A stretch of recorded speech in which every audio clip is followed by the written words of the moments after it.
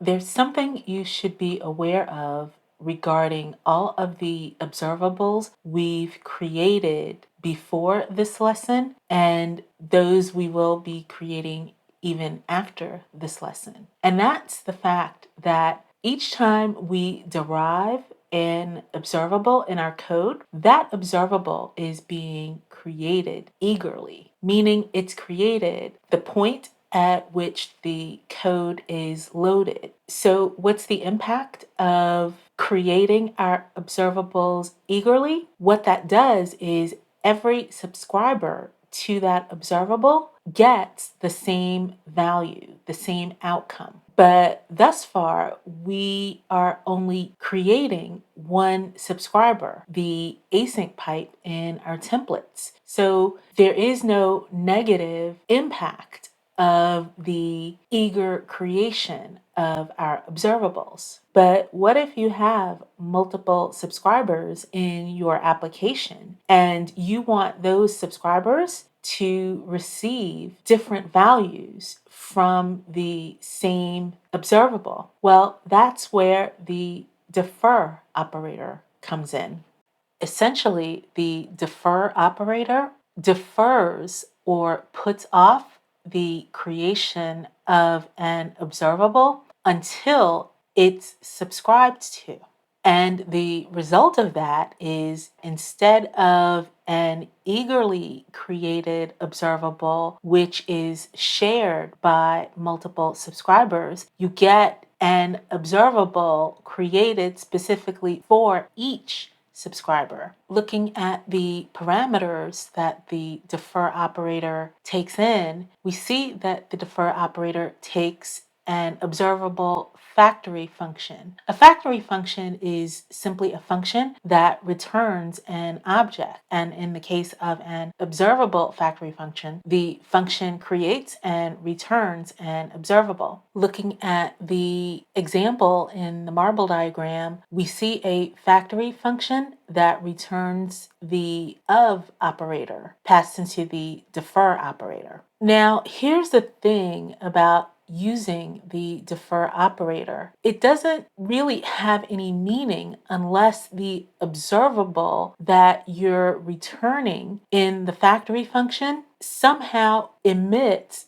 differing values. So in the case of the example that we see in the marble diagram, whether or not the of operator is deferred, it's always, in this example, it's always going to return the emissions A, B, and C. I think in order for defer to be of use, the observable that's being created by the factory function has to involve observables that are capable of returning different values, such as random values or dates and times. And to be perfectly honest, this isn't an operator that I've used frequently in the past. However, I thought it was important to teach it to you because it is indeed one of the only ways that you can create observables lazily for each subscriber in your application. And just because something isn't used very often doesn't mean it's less important. But of course, because I haven't used it as frequently, it took some time to come up with an example which illustrates the need for using the defer operator. And in my opinion, the example in this marble diagram, as well as the example in the example section of the official documentation, neither of these really pinpoints the power of the defer operator. I've created this little demo application which illustrates the need and use for the defer operator. The user interface mimics one of those keypad door locks, which is unlocked using a numerical passcode. And the way that it works is instead of clicking on individual numbers to enter your passcode, you click on a quadrant of numbers. And each quadrant that you click on contains the number that you want to enter for your passcode. And this allows you to enter your passcode without it being detected by someone who's around you at that moment. And the way that this little demo works is you first enter any passcode that you want, and I'm going to enter 7245, and then you click the submit button to enable the keypad. And you know that the keypad is enabled once the push buttons turn orange. Now, to enter your passcode, you click on the button which contains the number you want to enter. So to enter the number 7, I can click on this quadrant. And notice what happens when I click on the push button. Notice that all of the number buttons are regenerated, and that also aids in keeping the passcode secure. So now that I've entered 7, I have to enter the number 2, which appears in this quadrant. So I push on this number, the number 4, and then the number 5. And then once you've entered the correct passcode, the door unlocks and you get a lock that's unlocked icon.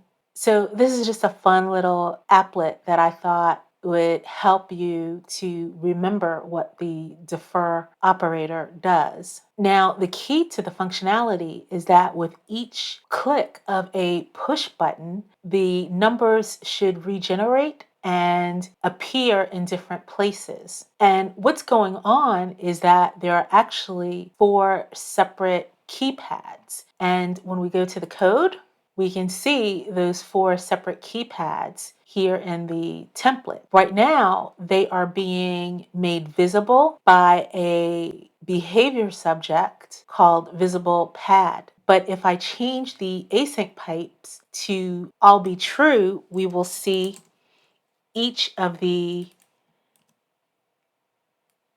keypads in our user interface.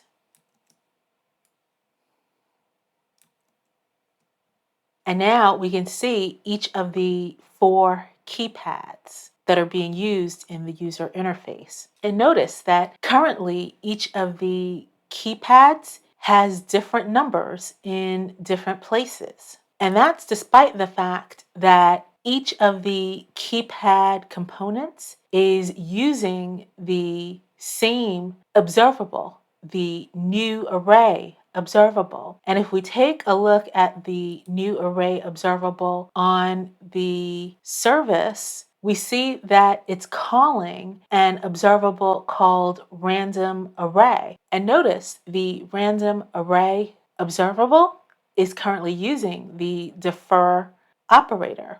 Now I'll remove the defer operator. And when we go back to the user interface, notice that now for each of the keypads, the numbers are set up in the same way.